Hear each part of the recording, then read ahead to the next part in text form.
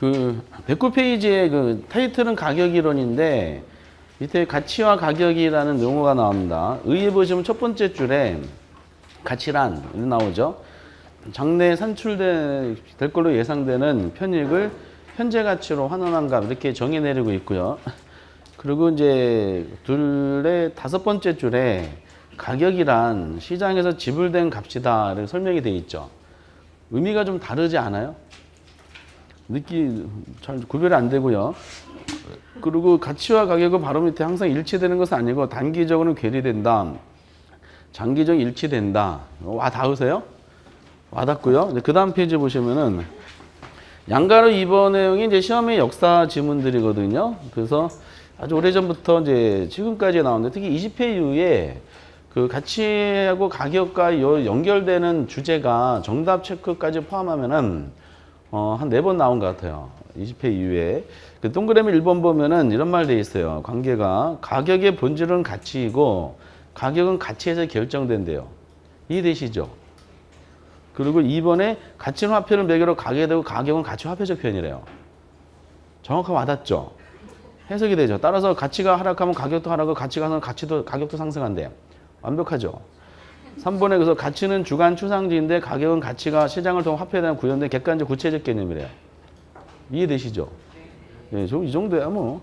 동그라미 4번 가격 가치는 단기적 일치되지 않으서 그러나 장기는 가격의 가치를 회귀되면서 가격은 가치를 회귀되면서 가격과 가치는 일치하게 된다. 결국 가치는 가격의 장기적 균형점이다. 완벽하죠?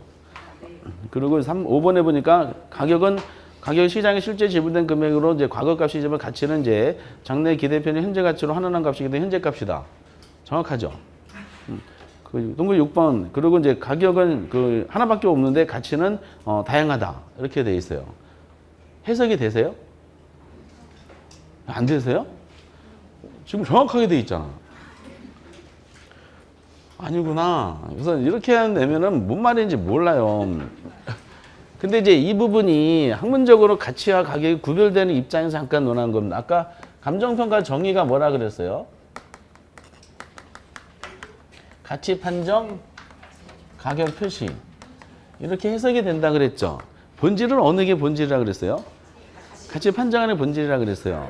이게 이제 이 안에서 주제가 3가지가 나옵니다. 이렇게 가치와 가격 간의 관계에서 그 먼저 2가지를 이제 구분하는 것은 구분하는 이제 실익은 우선 부동산이 수명이 길기 때문에 가치와 가격을 구별할 필요성이 생기게 되는 겁니다. 수명이 긴 물건을 이제 우리가 구매하기로 결정할 때는 장래를 고려하지 않아요? 그렇죠?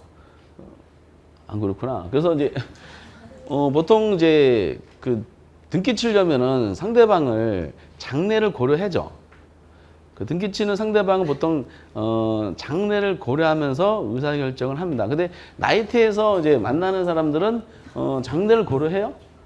아니잖아. 그래서 오늘 스트레스 받은 거를 우리 댄스 배틀에서 풉시다 해가지고 당신은 이제 평택 짱, 저는 장충동 짱 해가지고 한번 배틀 그런 걸로 풀고 그 다음 날만 또 못 알아보죠. 처음 봤는데요. 또 한번 배틀합시다. 이렇게 되는 거야. 그래서 그렇게 말씀드리면서 이제 수명이 긴 물건은 2가지가 좀 구별할 필요가 있다라고 할 때 책의 내용이 어떻게 이제 그 정리하시면 되냐면은 가격이라는 거를 영어로 프라이스라 그러고요. 뭐 가치를 이제 밸류다라고 했을 때 2가지를 구분한다는 입장에서 한번 접근해 보는 겁니다. 이게 구분할 필요가 있느냐 없느냐 그런 논할 필요가 없어요. 부동산학은 구분합니다. 먼저 개념상으로 좀 차이가 있는 걸로 생각하시면 돼요. 우리가 가치랑 구별되는 가격이란 논리를 논할 때는 수요자, 공급자, 매수자, 매도자 이렇게 표현했으니까 수요자와 공급자 사이에 대상 물건이 있죠. 대상 물건을 실제로 거래된 금액 이렇게 이제 생각하시면 될 것 같아요. 매수자, 매도자 사이에 실제로 거래한 금액 또는 매수자가 매도자에게 물건을 구매하기 위해서 실제로 지불한 금액 매수자 사이에 물건을 거래하기 위해 실제로 교환한 금액 이게 다 시험에 나온 지문이야. 다 같은 말이죠 지금. 같은 말이 느껴지세요?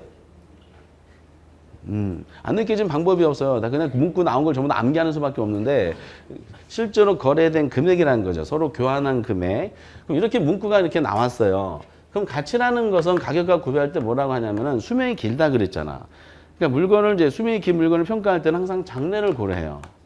장래에 그 물건을 취득한 사람한테 그 물건 취득한 소유자에게 이익을 가져다 주죠. 그 이익은 오랜 시간 동안 가져다 주잖아. 근데 그 장래에 가져다 줄 걸로 기대되는 다 생략하고 장래 이익을 평가하는 그 시점 있죠. 평가하는 그 시점에서 물건이 미래에 가져다 줄 거를 그럼 어때? 현재 시점 땡겨보는 거야. 현재 가치.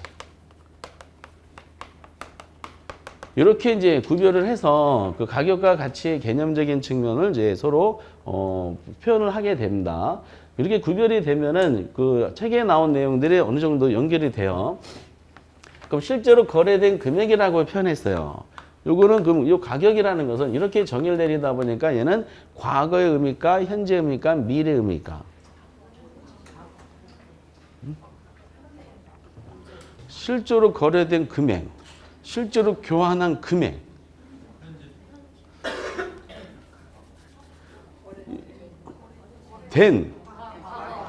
그쵸. 떠난 애인.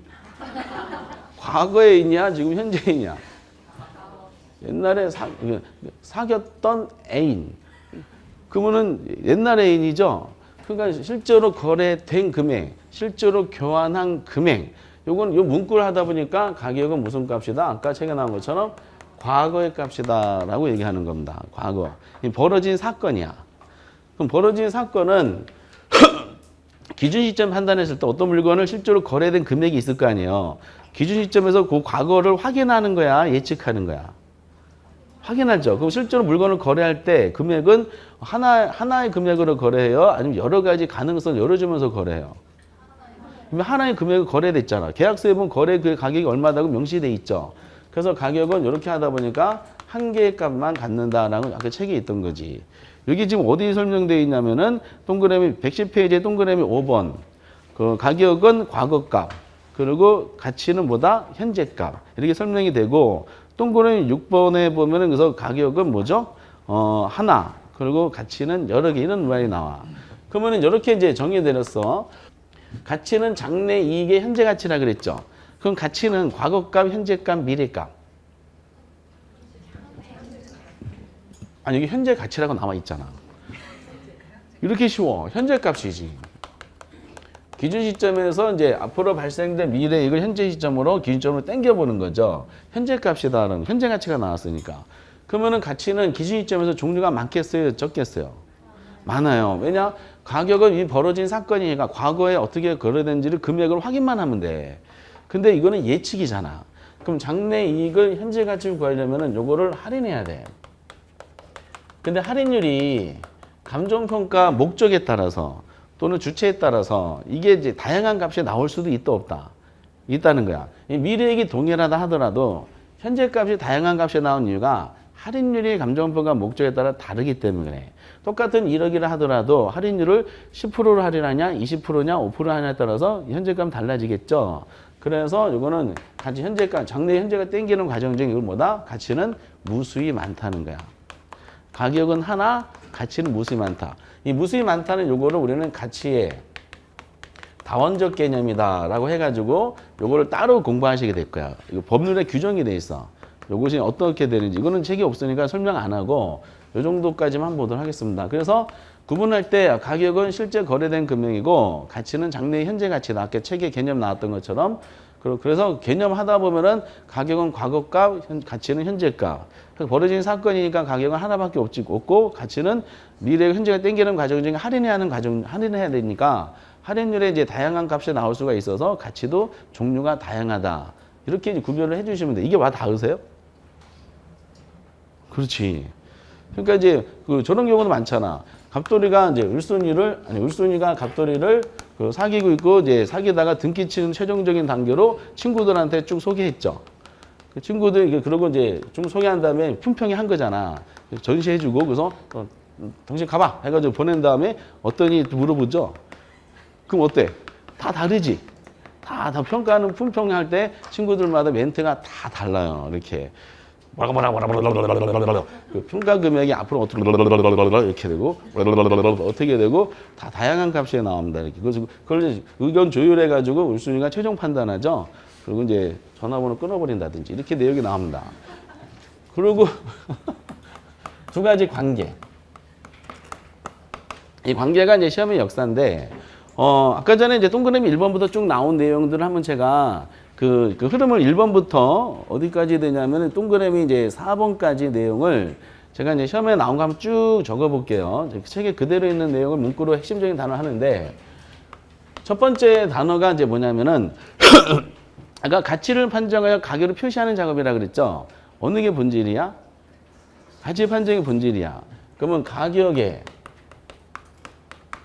기초에는 가치가 있다.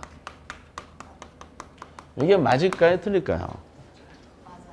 맞는 거야. 거기 이거 제대로 돼 있죠. 거기 가격의 본질은 가치고 가격은 가치 결정되기 때문에 가격의 기초, 가격의 본질은 뭐죠? 가치가 되는 거야. 가격의 기초에는 가치가 있다. 멋있지 않아요? 그리고 이제 두 번째, 그러면 가격은 가치에서 결정이 돼요. 다만 가치가 추상적 개념이잖아. 추상적 개념으로 이제 추상적 개념을 가격으로 표시하려면 뭘로 표시한다? 화폐 단위로 표시해야 돼. 그래서 가치가 화폐 단위로 나타나는 게 가격이에요. 그래서 가격은 가치의 화폐적인 표현이다.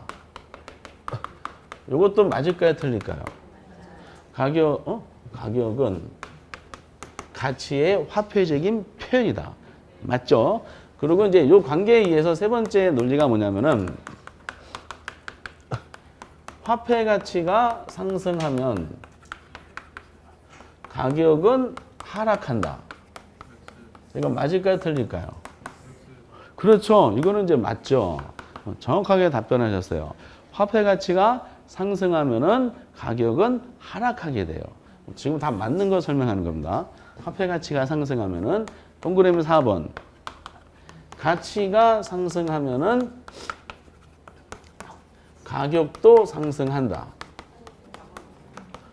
요건 맞죠? 그렇죠? 그래서 가격의 기초에는 가치가 있고 가치가 화폐에 나타나는 게 가격이므로 가격은 가치의 화폐적인 표현이다. 그러므로 화폐 가치가 상승하면 부동산 가격은 하락한다. 가치가 상승하면 가격도 상승한다. 이렇게 나오는 겁니다. 재밌죠? 재미없고요. 그러면 이제 그럼 가격이 상승하면은 가치도 상승한다. 요건요.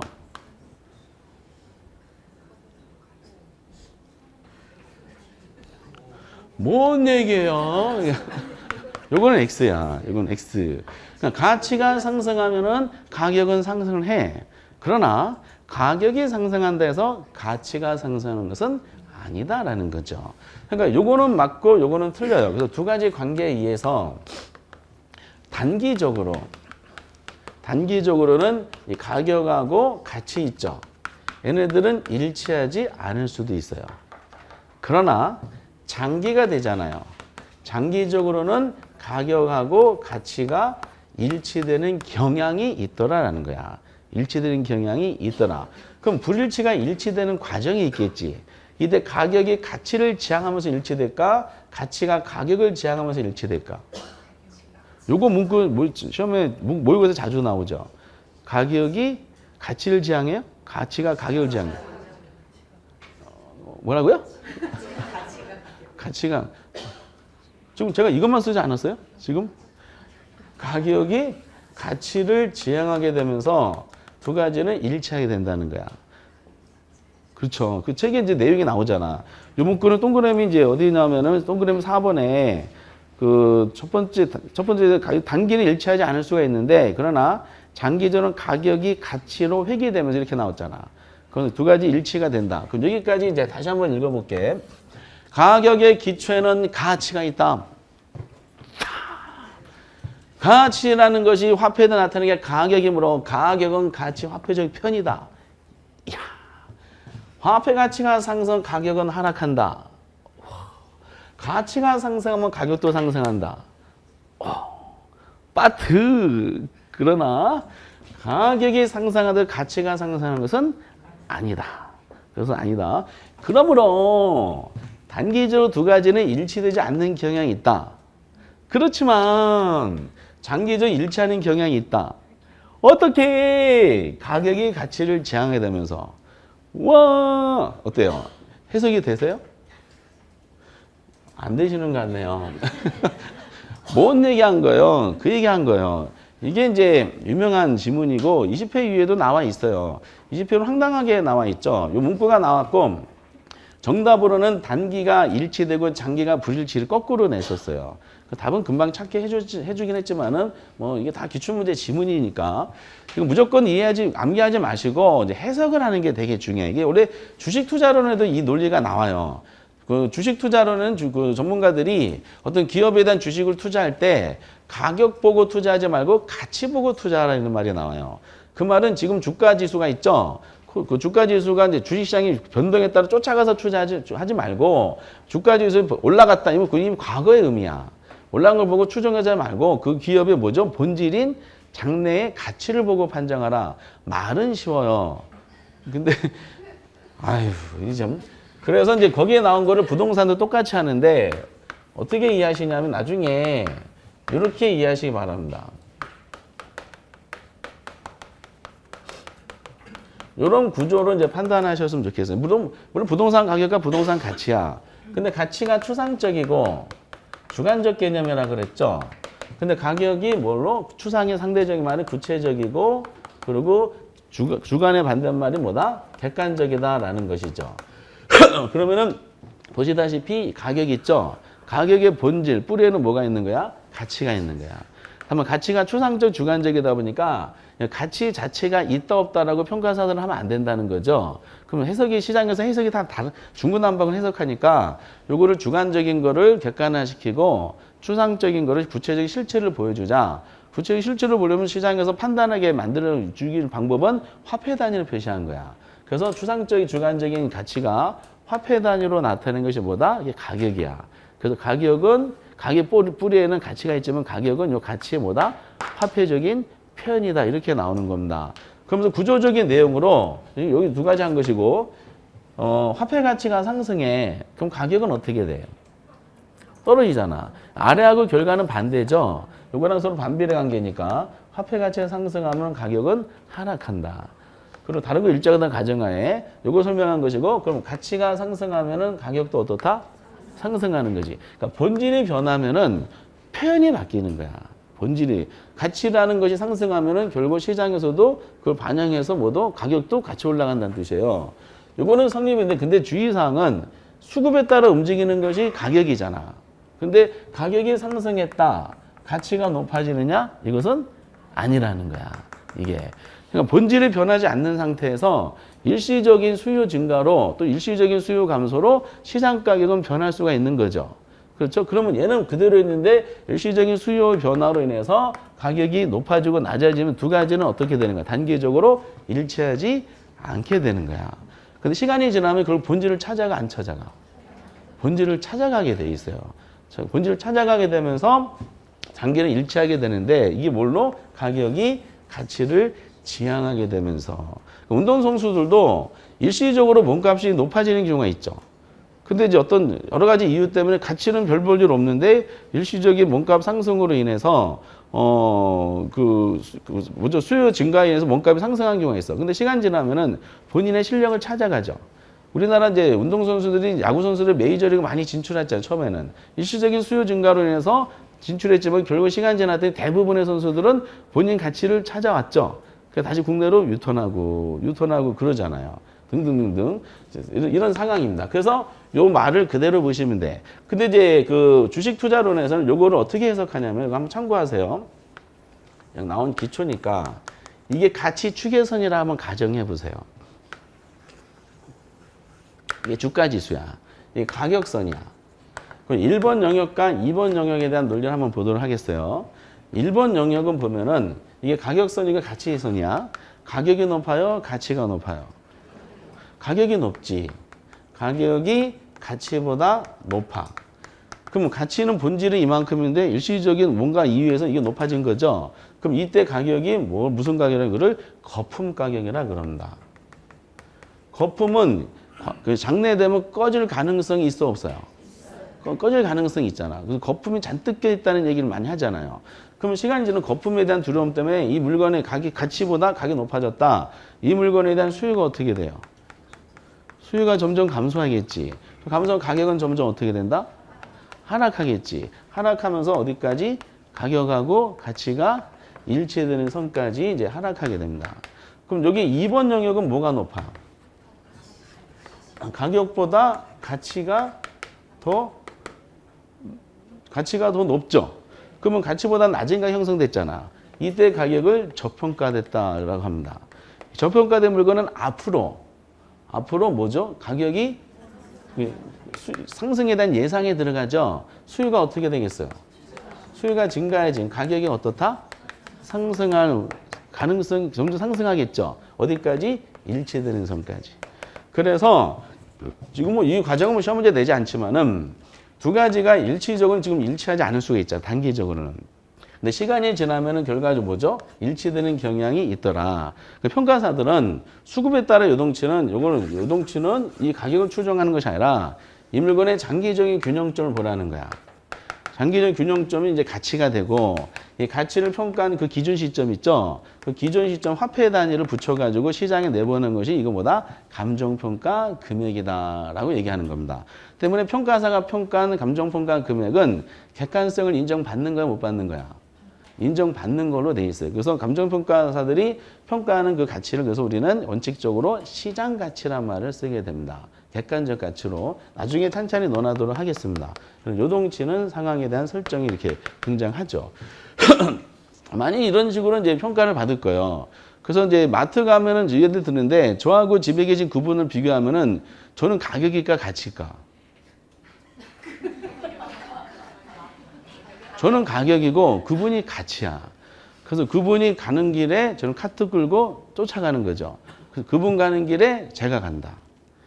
같이 가는 길에 가격도 같이 간다. 이런 논리지. 그래서 저는 가격이 됩니다. 근데 일시적으로 괴리되는 순간이 있다 없다? 괴리되는 순간이 어디서 괴리된다고 그랬어요? 시식 코너에서. 잠깐 멈추잖아 제가. 그러면 결과적으로는 나중에 일치되죠. 어디서? 계산대에서. 막 소리 지르면 뭐라 그러죠? 그럼 막 이거 밖에서 기다리고 저는 막 내리고 다시 싸. 그럼 다시 막 쌓고 사기 싫어. 그래서 사기 싫고 카트 갖다 놔. 그래서 카트 갖다 놓고 이렇게 이제 하게 되는 겁니다. 그래서 마트 가면은 그 남편과 집에 계신 분 간의 그 가치와 가격 간의 관계가 아주 드라마틱하게 보인다. 그걸 정리하시면 되실 것 같아요. 이렇게. 별건 없는 내용인데 그래서 좀 세부적인 과정은 하지 않고 이렇게 언급하죠. 다시 가격이 주는 가치가 있고 가치가 화폐 나타내는 가격이므로 가격은 가치의 화폐적인 표현이다. 그러므로 이제 화폐 가치가 상승하면 가격은 하락한다. 가치가 상승하면 가격도 상승한다. 그러나 가격이 상승하면 가치가 변하는 것은 아니다. 그러므로 두 가지는 단기 일치하지 않는다. 그렇지만 장기적으로 일치하게 된다. 어떻게? 가격 가치를 지향하면서. The end. 라고 해서 이 가치와 가격 간의 드라마가 끝나게 되는 것이죠. 여기다가 첨가할 것이 이제 가치의 다원적 개념이 있어요. 가치가 종류가 많다는 거죠. 우리 감정평가 규칙에 보면은 규칙에도 이제 가치를 많이 다양하게 구할 수 있지만 원칙을 정해줬어요. 그래서 시장 가치라는 걸 구하라 원칙 정해놓고 시장 가치 정의가 나오고 시장 가치 외의 가치는 법에 정할 필요 없어. 실무에 맡기는 거야. 알아서 이제 평가하라라는 거. 그래서 법률상 원칙만 딱 정해놓고 있습니다. 그리고 다만 시장 가치 외의 가치도 구할 수 있다는 것만 명시해놓고 있습니다. 이게 중간 주제에 해당되는 건데 20회 이후에 출제원이 좀 애착을 갖고 있는 내용이다라고 말씀을 드리겠고요. 그리고는 이제 어느 회차에 관계없이 꾸준하게 연습을 시켜드려요. 그래서 결국 이제 잘 모른다 하더라도 감각적으로 풀 수 있게 해드리게 될 겁니다. 이게 이제 중간 주제에 해당되는 것이고 111페이지에 보면은 그 가치 형성 요인하고 가치 발생 요인이라는 말이 있죠. 발생 요인이 먼저 나와야 돼요. 이건 뭐 그냥 뭐가 있다는 정도만 아시면 될 정도로 그렇게 강하게 출제되진 않습니다. 요거는 이제 지워도 되죠. 이렇게 지운다. 먼저 용어만 아시면 되는데 감정평가사들이 평가할 때 원래는 이것도 경제적으로는 가치를 구하고 결국 가격으로 나타내려면은 수요 공급의 원리로 설명하는 것은 마찬가지야. 경제학에서는 수요와 공급의 상호작용에서 가격이 결정되잖아요. 근데 평가사들은 그걸 좀 디테일하게 구분하는 거죠. 가치 발생률이라는 게 두 번째로 나와 있어요. 요거부터 하셔야 됩니다. 그러니까 가치가 발생하려면은 여기 발생 요인이 있어야 되고 몇 가지 요인이 있어야 되고 이 요인 간의 상호 결합에 의해서 가치가 발생하더라. 가치가 발생하면 이거를 뭘로 결국 나타나는 거야? 가격으로 나타나는 거죠. 그럼 가치 발생 요인이다 보니까 종류가 뭐가 있는지 정도만 아시면 돼. 거기 보면은 한 줄로 쭉 돼 있죠. 효용성이 있어. 효용성 또는 유용성이다 그러기도 하는데 요거는 뭘 말하냐면은 물건에 대해서 구매하고자 하는 욕망을 말하는 거야. 구매 욕구, 욕망. 효용이 없는 물건은 가치가 발생할 수가 없습니다. 그래서 구매하고자 하는 욕망. 주거용 부동산은 쾌적성과 편리성을 갖춰야 되고 수익성 부동산은 수익성을 갖춰야지 구매할 욕망이 생기는 거죠. 이거는 가치 발생 요인 중에서 수요 공급 원리로 따지면 수요적인 측면이니까 공급적인 측면이니까. 구매할 욕망이니까 수요적인 측면이겠지. 우리가 경제론에서 수요가 유효수요라 그랬죠. 유효수는 뭐하고 뭐를 갖춘 수요야? 구매 의사하고 이거를 수련할 수 있는 구매 능력을 갖춘 수요죠. 이거 평가론에서는 그 구매 의사와 구매 능력을 세분화시킨 겁니다. 구매 의사가 뭐다? 구매할 욕망 효용이다라고 얘기하는 것이고 그리고 두 번째가 상대적 희소성이야. 희소하다는 말은 무슨 말일까요? 근데 절대적 희소성이 아니라 상대적인 희소성이다라고 생각하셔야 돼. 상대적 희소성은 뭐에 비해서? 수요에 비해서 뭐가? 공급이 부족한 거 있죠? 부족한 현상은 우리가 상대적 희소성이다라는 거야. 그래서 가치가 발생하려면 물건이 좀 희소해야 돼요. 상대적으로. 좀 귀해야 된다는 뜻이 있죠? 이건 공급 측면이야? 수요적인 측면이야? 희소하다. 공급이 부족하다. 공급 측면이지. 그쵸? 그리고 이제 세 번째가 유효수요야. 유효수는 구매 의사뿐만 아니라 뭘 갖춘 거? 구매 능력을 갖춘 수요가 된다는 거야. 소비자들이 구매 능력 범위 내에서 물건이 결국 가치가 발생해야 되지 않느냐 이런 논리인 것 같아요. 그러니까 유효수요라는 논리를 이제 디테일하게 나눈 겁니다. 요거는 경제론에서 효용과 유효수요는 경제적인 요소가 될 겁니다. 수요적인 측면이고 희소성은 공급적인 측면이다 보니까 요 세 가지는 경제적인 요소야. 그래서 학문적으로는 요 세 가지를 보통 들어. 효상유라 그래서 특별한 경우가 아니면은 세 가지가 가치의 발생 요인이 됩니다. 꼭 알아두셔야 돼. 가치 발생 요인은 효상유. 근데 문제가 생겼죠. 우리 시험은 몇 지선다요? 5지선다야. 그럼 다음 중 가치 발생 요인에 해당되지 않는 걸 물어봤어. 그런데 지금 효상유 세 가지만 있죠. 그럼 5지선다 되니까 발생 요인 몇 가지가 있어야 돼? 네 가지가 있어야지 하나를 다른 걸 집어넣으면 되잖아요. 그래서 이제 어떻게 하면 좋을까 하다가 저도 인정하지 않는 요소 중에 하나지만은 대부분의 학자들이 인정하지 않고 일부 학자가 인정되는 거를 집어넣었어요. 그 시험에도 그게 나왔어. 일부 견해에 의하면 이렇게 나온 적이 있었어요. 네 번째가 이전성이야.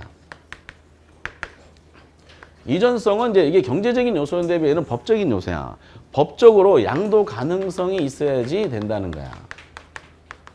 법적으로 양도 가능성이 있는 물건이어야지 가치가 발생하더라라는 논리가 됩니다. 그래서 최종적으로 뭐라 그런다? 효상유이. 이게 뭐라고요? 가치 발생 요인입니다라고 꼭 기억해 주세요. 종류만이라도 알아두시 바랍니다.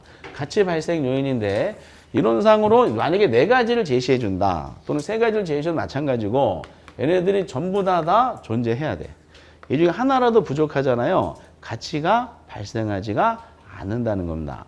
그럼 얘네들이 이제 상호 결합해서 가치가 발생하면은 그러면 이제 결과적으로 이걸 뭘로 표시해요? 가격으로 표시하지. 뭘 붙여서?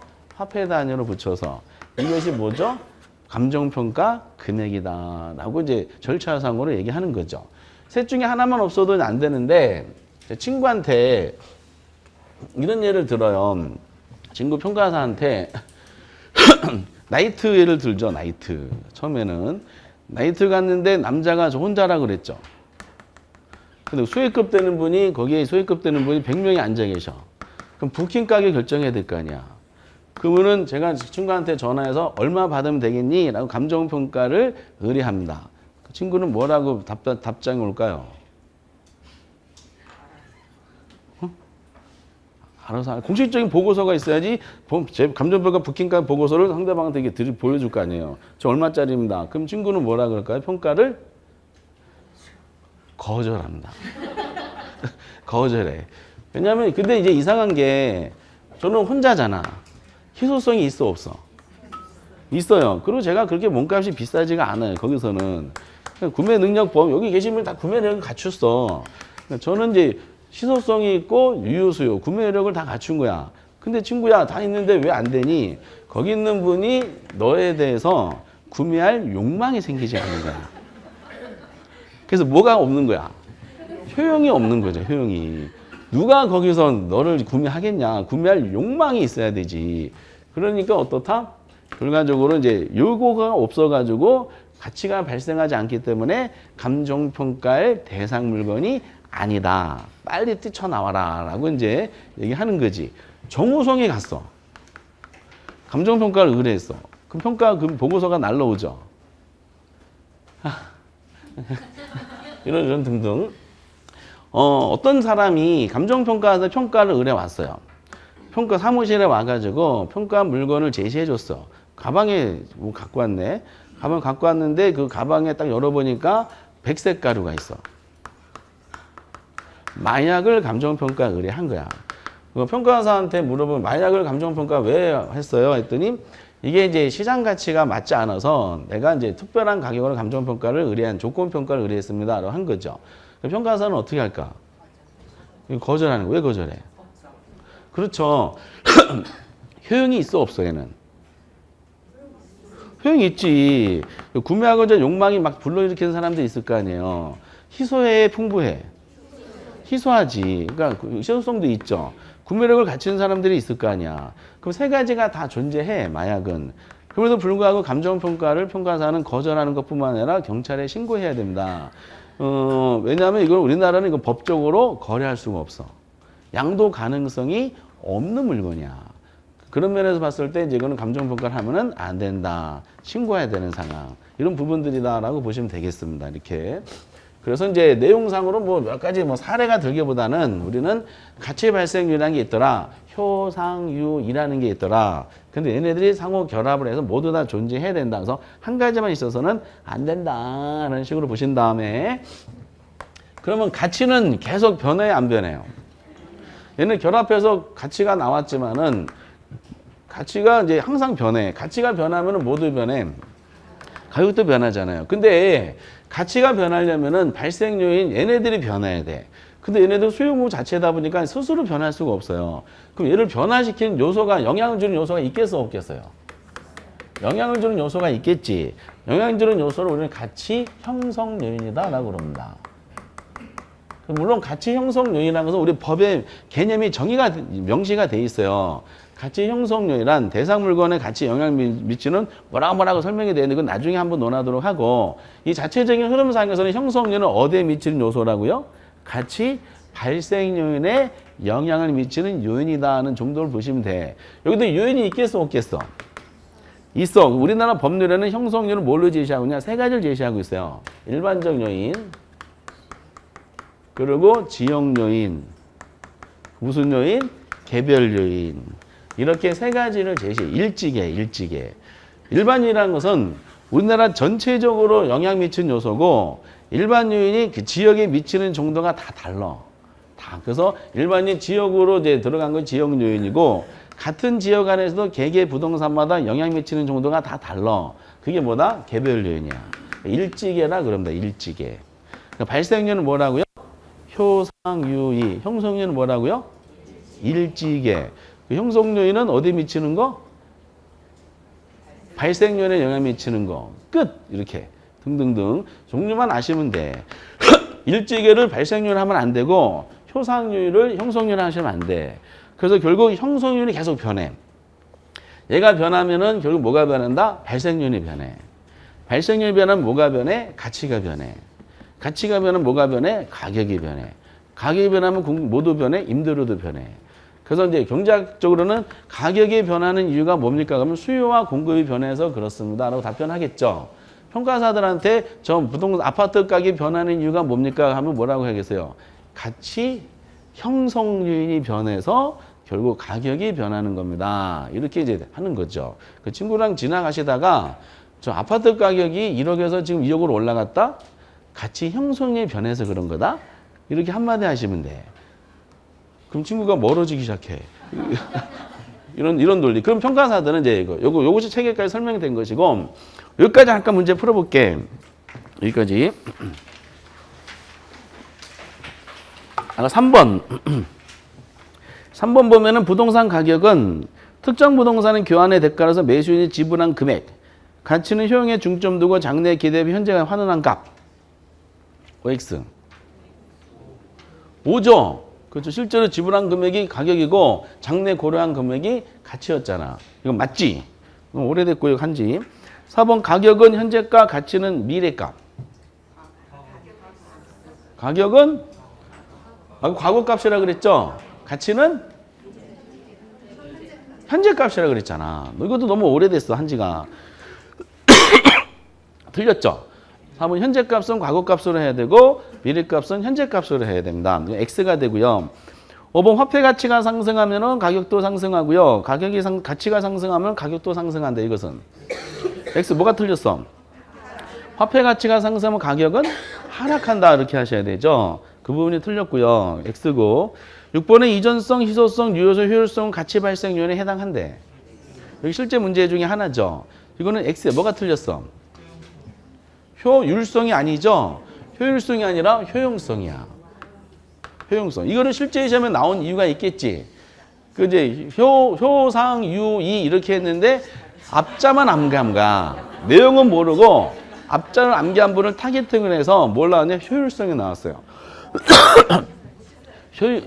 치사한 것이 아니고 용어가 저를 욕하시면 안 되고 실제로 그렇게 나왔다니까. 그러니까 효율하고 효용은 완전히 다른 개념이죠. 효율은 투자론상의 수익률로 측정되어지는 가치야. 그 효율성은 투입 대비 산출. 그래서 얼마 투자해서 얼마 수익이 나왔다라고 몇 퍼센트 수익률로 측정되는 효율성이고, 효용이란 말은 만족감을 말해요. 구매하고자 만족감, 욕망을 말해요. 욕망. 의미가 완전히 다른데 그냥 효상유의만 암기한 거야. 효상유의 일지계 막 암기했는데 그게 뭔 말인지 몰라. 그냥 효상유의 이렇게 해가지고 실제로 틀린 분이 계시지. 출제는 잘 낸 문제다라고 평가받는 것 중에 하나입니다. 이렇게. 그래서 이건 XX. 효율이 아니라 효용. 아마 기출문제 이거 보실 거야. 여기까지가 내용이고, 이제 그 다음에 결국 평가사들은 형성률이 변하면은 가격이 변하는 거를 그 근본적인 원리를 이제 알잖아요. 그럼 어떤 물건이 의뢰받으면은 결국 그 의뢰받은 물건의 가치를 주고 최종적으로 가격을 평가하려면 어떻게 한다? 이 형성 요인에 대한 작업을 분석을 해야 돼. 형성 요인이 평가 물건에 얼마큼 영향을 미칠 것인가 분석해야 돼. 근데 일반 요인이라는 것은 우리나라 전 국토에 영향을 미치는 거죠. 인플레이션이 변했다. 인플레이션이 변한 것이 지역마다 미치는 게 다르잖아. 결과적으로 일반 요인이 지역의 지역 부동산에 미치는 요인을 분석한 게 여기 지역 요인에 대한 분석, 이거를 지역 분석 작업이 필요합니다. 그럼 지역 분석 작업을 했다는 것은 벌써 뭐죠? 일반 요인이 지역에 미친 지역 요인을 분석을 했다는 뜻이야. 근데 그 일반 요인이 개개 부동산마다 미치는 정도가 또 같아 달라요. 다 달라요, 이게. 개개 부동산 미치는 영수가 다르다면 평가사는 다시 한번 구체화시키기 위해서 이 개별 요인에 대한 분석이 무슨 작업 들어간다? 개별 분석 작업이 들어가게 돼 있어요. 이게 지역 분석과 개별 분석에 대한 내용입니다, 이게. 그래서 이 부분이 이제 지역 분석, 개별 분석 그냥 뚝 떨어지는 것이 아니라 뭐에 대한 논리다? 가치 형성 요인에 대한 분석 작업이다. 그다음에 지역 분석은 지역 요인에 대한 분석 작업이고, 개별 분석은 개별 요인에 대한 분석 작업이다. 이 지역 분석, 개별 분석 적어드렸죠? 이게 첫 번째 적어드린 감정평가의 큰 주제, 큰 7개 주제 중에 첫 번째 지역 개별 분석이 되는 거야. 근데 책은 지역 개별 분석이라고 해놨는데 뭐 설명이 안 돼 있죠. 지역 분석 뭐라, 개별 분석 뭐라 해놓고 그 다음 페이지는 이제 없어요. 그래서 약간만, 그래서 이제 책보다는 조금 더 하되 뭐 자세하게는 안 하도록 하겠어요. 이제 이거 다 지워버리고 이제 효상유의 일찍에. 그럼 효상유의가 뭐라고요? 아니 이게 이게 뭐라고, 이게 효상유의가 뭐라고요? 발생요인이야. 형성요인 하면 안 돼. 발효 효상유의. 형성요인은 형일 일찍에. 이게 법률상 용어이기 때문에 그대로 아셔야 됩니다. 효상유의 일찍에. 어쨌든 이제 하시더라고요. 어떤 분이 이제 옛날에 에피소드가 다 끝났는데 갑자기 수업 쉬는 시간에 쫓아오셔서 제가 효상입니다. 딱 하시더라고요.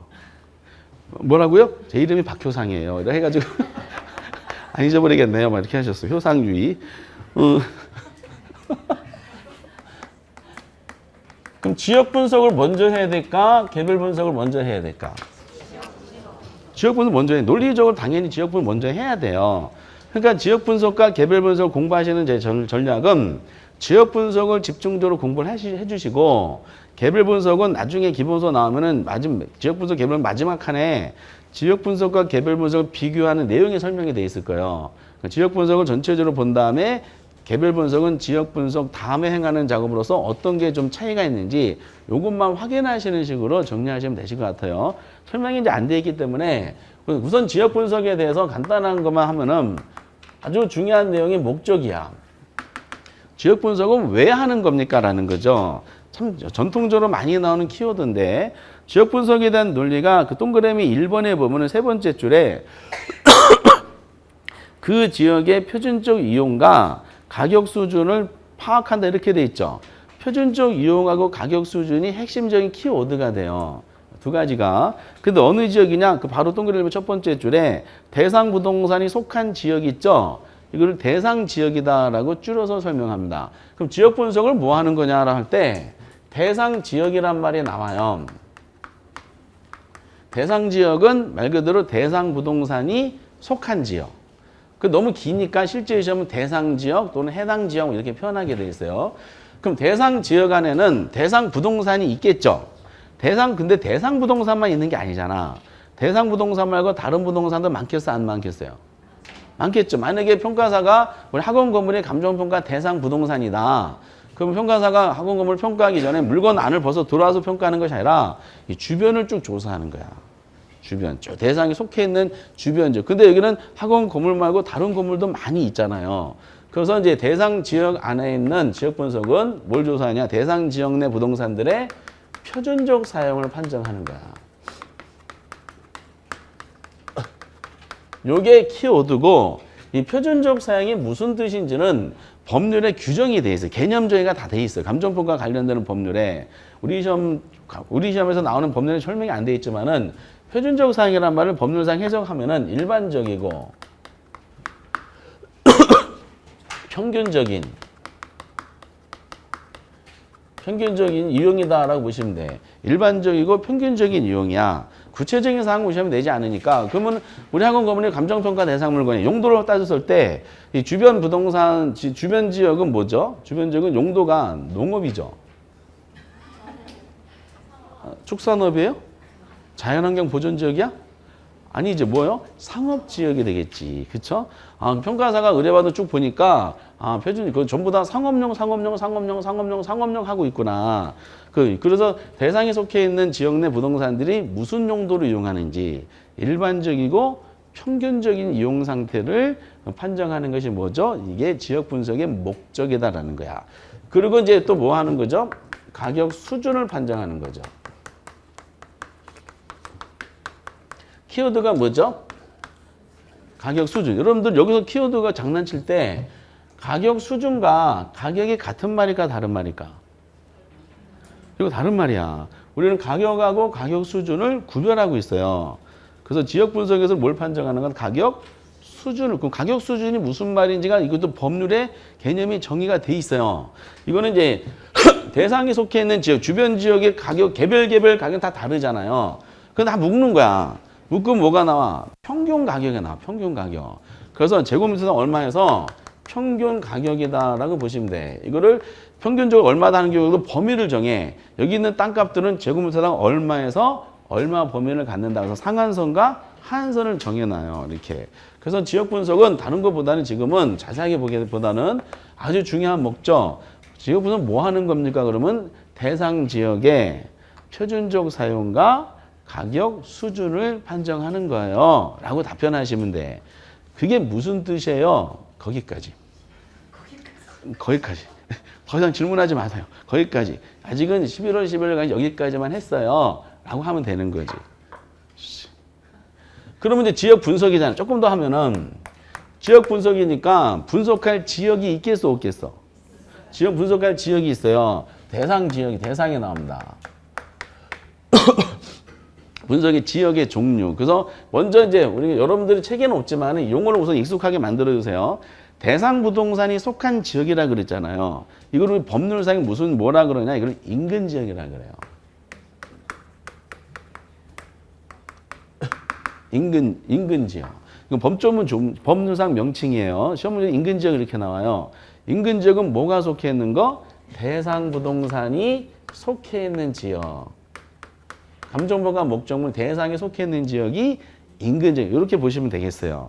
그럼 인근 지역에서는 그럼 조금 저 구두상 말씀드리면 우선 대상에 속해 있다는 거 알아두시고, 그러면 인근 지역의 지역 특성은 대상 부동산 가치 형성에 영향을 미치겠죠. 직접 미칠까, 간접 미칠까?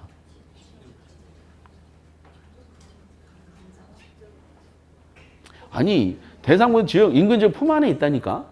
품 안에 있으면 직접 미쳐요, 안 미쳐요? 직접 미치지. 인근 지역이 변해.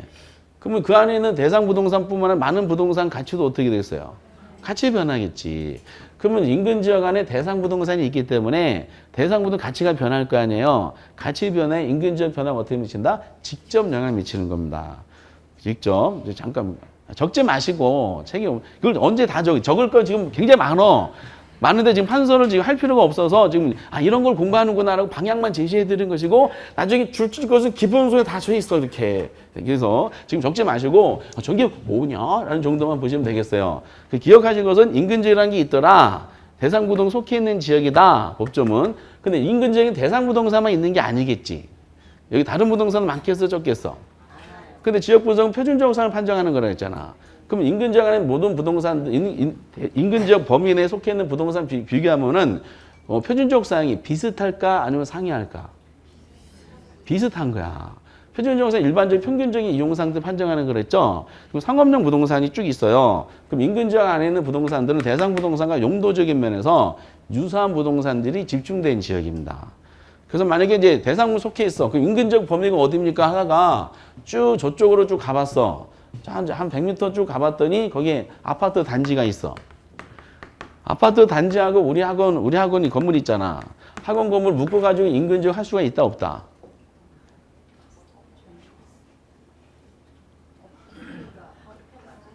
없어. 왜 안 돼? 요 아파트 단지는 표준적 사용이 주거용이고, 우리 학교 속해 있는 지역은 표준적 사용이 뭐야? 상업용이야. 상업하고 주거용 용도상으로 유사해요? 아니, 완전히 상해. 그래서 평가사가 평가할 때 주변을 조사하러 가겠죠. 그 대상에 속해 있는 지역이 어디냐 조사할 때 쭉 갔더니 여기 아파트 도로 사이에 아파트 단지가 있더라. 도로가 경계선이에요. 이쪽 다른 인근 지역, 다른 인근 지역이 돼. 우리하고 법평가하는데 바로 옆에 한 10m, 20m 떨어져 가지고 아파트 단지가 있잖아요. 그걸 같이 우리하고 묶어서 인근 지역 할 수가 있다, 없다? 할 수가 없어요. 이게. 그 도로 한 몇 미터짜리 두고도 그쪽보다 다른 인근 지역이고, 여기는 또 다른 인근 지역이 되는 겁니다. 그 표준적 사용을 통해서 판정하는 겁니다. 그래서 인근 지역 내 부동산들은 용도적, 기능적으로 유사한 부동산들이 이렇게 집중되어 있는 겁니다. 이렇게 끼리끼리 있는 거야. 그러니까 범위가 그렇게 넓겠어요, 좁겠어? 범위가 그렇게 넓지가 않아, 인근 지역은. 어쨌든 이제 이런 식으로 대상에 속해 있는 지역이다. 그리고 의미는 이제 앞으로 좀 더 할 거다. 큰 주제 중에 하나니까. 그런데 이제 평가사가 대상 부동산을 감정평가를 해야 돼. 그럼 물건 자체로만 평가한 결과 보고서가 있는 것보다는 객관성을 유지해야 되잖아요. 그럼 그럼 다른 물건과 비교하는 보고서를 첨가하는 것이 더 객관성이 높아져. 평가사는 충명적인 이제 음명이 대상 부동산 자체만 구하는 것이 아니라 대상 부동산하고 비교할 수 있는 다른 부동산과 비교한 금액이 첨부돼야 돼. 그 대상 부동산 비교하는 다른 부동산 우리는 뭐라 그러냐 이거를 사례 부동산이라 그래. 사례 부동산. 그래서 평가사는 용어를 한번 잘 보세요. 요 A라는 물건을 감정 평가하기, 대상 평가하기 위해서 대상 평가하기 위해서 사례 부동산을 최소 2개 이상은 선택해서 얘를 비교 한번 해봐야 된다라는 거야. 그럼 사례 부동산이 앞으로 시험 때까지 많이 들어보실 건데 사례 부동산은 어디서 찾는 게 최선일까? 인근 지역에서 찾는 게 최선이야. 평가사가 조사해 보니까 대상 부동산 학원 건물이야. 그래서 똑같은 사례 부동산이 인근 지역에 찾아봐서 이게 하나가 있더라. 근데 하나밖에 발견이 못한 거야. 이게.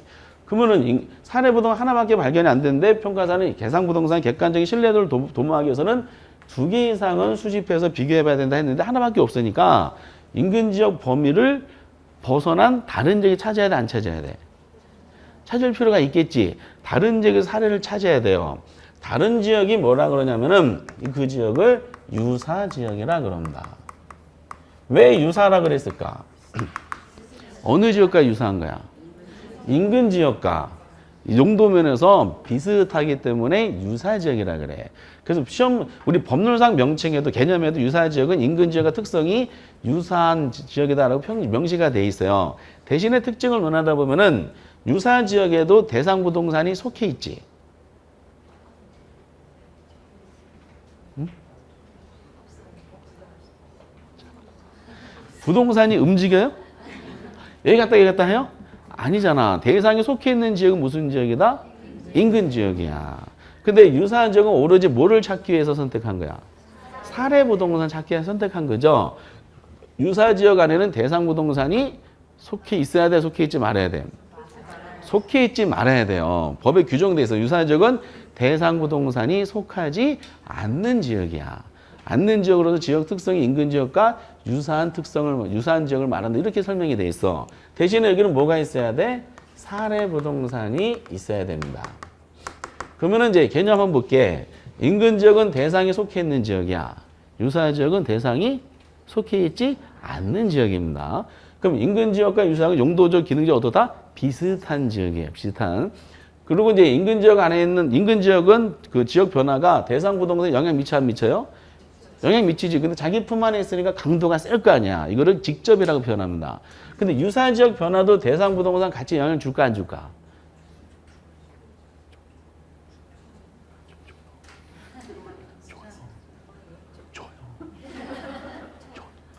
줘.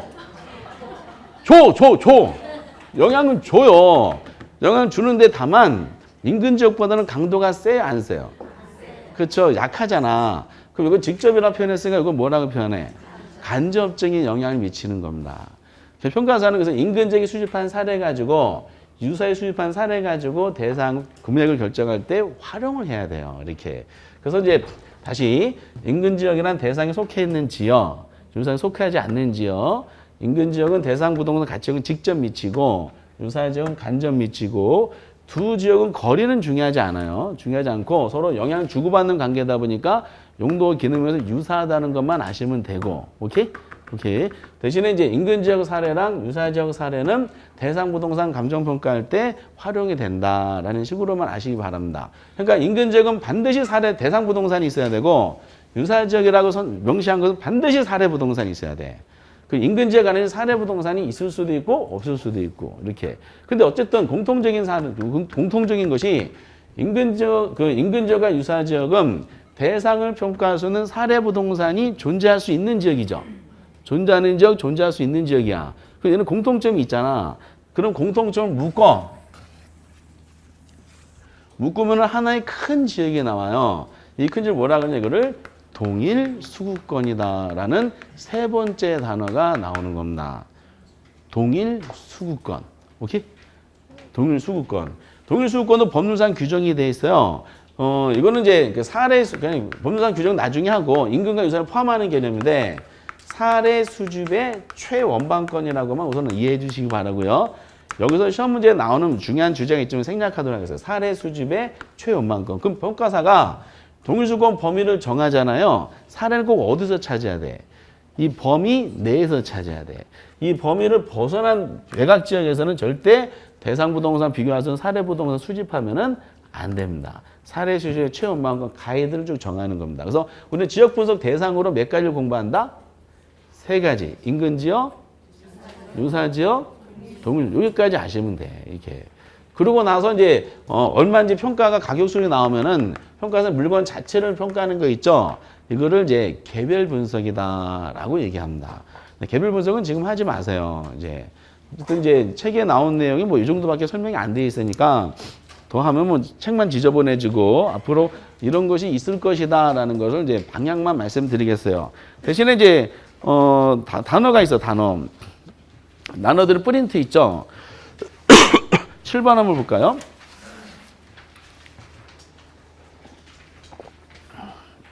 7번의 지역 분석은 대상 부동산이 속하는 지역 내 부동산의 표준적 우산을 판단하여 이에 가격 수준을 판단하는 작업이 돼. 맞죠? 대상 지역 내 표준적 사용 가격 제대로 돼 있어요. 8번에 인근 지역은 대상에 속해 있지 않지만 그 특성이 대상 가치 형성에 영향을 미치는 지역이래. 이건 무슨 지역이라 해야 돼? 아니, 그 유사 지역이라 해야 되지. 그 속한 지역 해도 되고, 여기는 이제 근데 개념상 유사 지역을 설명한 거지. 속하지 않는 지역이라 그랬으니까. 근데 영향 미치잖아. 그래서 이거는 유사 지역 이렇게 하셔도 됩니다. 속한 지역을 바꾸셔도 되고, 납작 따서 하나 바꾸는 게 편하니까. 그래서 8번은 X가 돼요. 9번은 동일수권이 인근 지역을 포함하고 인근 지역과 상호관계 유사 지역이 존재하는 공간적인 범위래요. 맞죠? 이거 두 가지 포함하는 공간 범위가 동일수급권. 이렇게 나왔어요. 10번 지역 분석에서는 개별 분석이 파악된 자료를 근거로 대상 부동산 최유 사용을 판정한대. 그건 X예요. X. 바뀌었어요. 개별 분석에서는 지역 분석에서 개별 분석과 지역 분석 바꾸셔야 돼. 개별 분석에서는 지역 분석 파악된 자료를 근거로 대상 부동산의 최유 상태를 판정한다. 라는 것입니다. 이게.